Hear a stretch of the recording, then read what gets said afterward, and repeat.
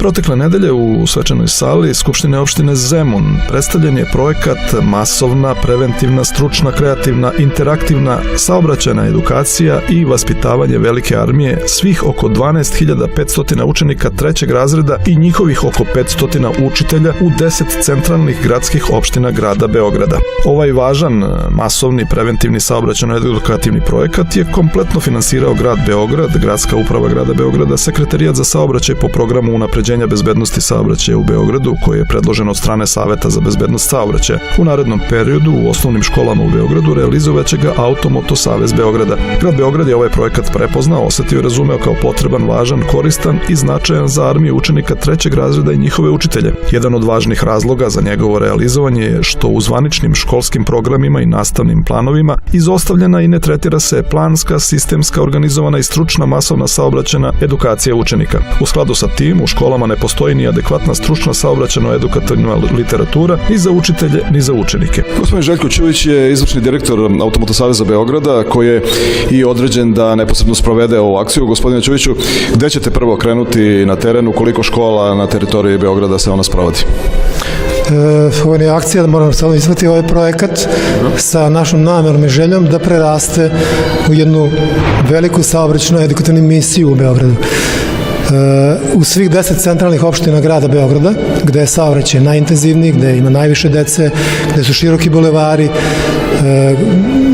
učenicima trećeg razreda koji su ciljano birani, odnosno njihovim učiteljima prvo, koji su danas ovde na ovom stručnom seminaru, poklonit ćemo stručnu literaturu učiteljima i učenicima, kako bi kontinuirano, ne u nekoj kratkoj akciji ili nekoj kampanji ili manifestaciji kratkog daha, nego kontinuirano do kraja školske godine aktivirali, mobilisali saobraćajno obrazovanje u školama, ili u školama sad zvanično nemate ni kao saobraćajno obrazovanje, nekako organizovano, ni kao predmet, ni kao i tako dalje.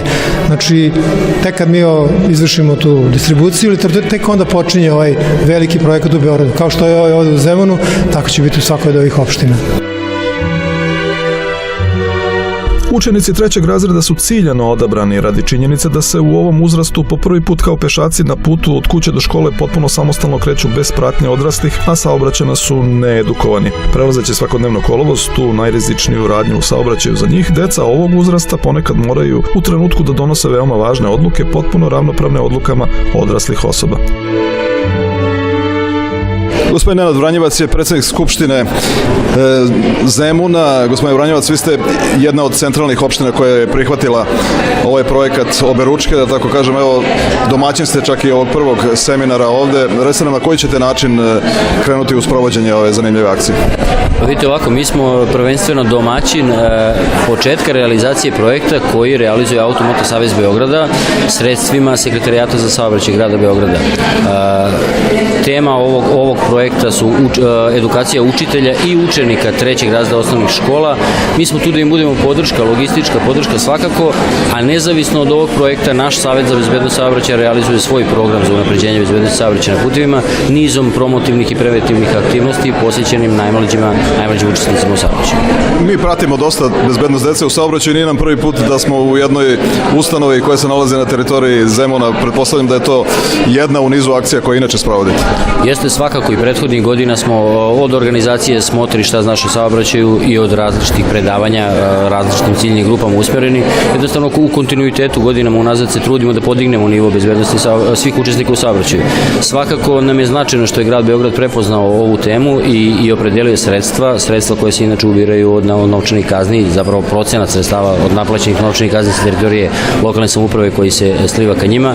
Eto, Gradski sekretarijat za saobraćaj je opredelio deo tih sredstava za podršku programima i projektima nevladinih organizacija, što je slučaj sa ovim projektom, a svakako i za programe opštinskih saveta za bezbednost saobraćaja. Mi smo se potrudili da u okviru našeg programa tu sumu novca rasporedimo i na edukaciju same dece, ali i na stručno usavršavanje svih relevantnih činilaca za temu bezbednosti u saobraćaju, pa će tako nizom predavanja po osnovnim školama biti tretirani učitelji osnovnih škola, zatim jedan deo sredstava usmeravamo ka mladim vozačima, zatim sami naš Savet za bezbednost saobraćaja učestvovaće u svim stručnim seminarima koje budu realizovale relevantne institucije i Agencije za bezbednost saobraćaja, Vladina Agencija za bezbednost saobraćaja i ministarstvo. Trudit ćemo se jednostavno da kontinuirano tokom cele godine ova tema ne zamire. Jednostavno da napravimo značajan iskorak u odnosu na neko prethodno ponašanje kada se o ovoj temi brinulo isključivo od 1. do 15. septembra. Želja nam je da mališanima, kako učitelji, tako roditelji, tako i mi kao lokalna samouprava svakodnevno sugerišemo na to da je veoma značajno za bezbedno učestvovanje u saobraćaju.